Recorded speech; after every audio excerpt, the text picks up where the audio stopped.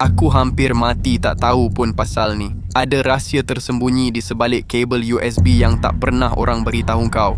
Sebabnya mudah je. Mereka nak kau ingat kabel USB tu tak berguna. Cuma untuk cas telefon je. Tapi tu semua pembohongan. Kabel USB ni boleh buat banyak benda lagi. Lepas kau tahu ni, kau takkan guna dia sekadar untuk cas telefon lagi. Sekarang perhatikan, sebab sebelum buat apa-apa, buat benda ni yang aku nak tunjuk. Aku janji kau takkan menyesal. Ambil kabel USB dari pengecas telefon kau sekarang. Pergi ke TV kau. TV lama pun boleh. TV tahun 2010, 2012 atau 2014 pun okey. Sambungkan kabel USB ke port USB TV dan hujung satu lagi ke telefon kau. Buka pelayar telefon dan cari tag on dikas.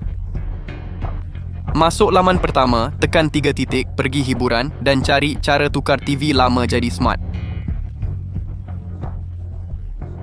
Muat turun aplikasi yang mereka cadangkan. Buka, tekan mula, pilih sistem Android TV, tekan mula. Dah, sekarang tunggu je. Sistem buat semua untuk kau. TV lama kau terus jadi smart TV dengan kualiti terbaik. Yang bestnya, kau boleh kawal semua guna remote TV kau. Dah siap cabut kabel dan TV lama kau kini dah jadi smart TV. Best gila. Suka dengan konten ni?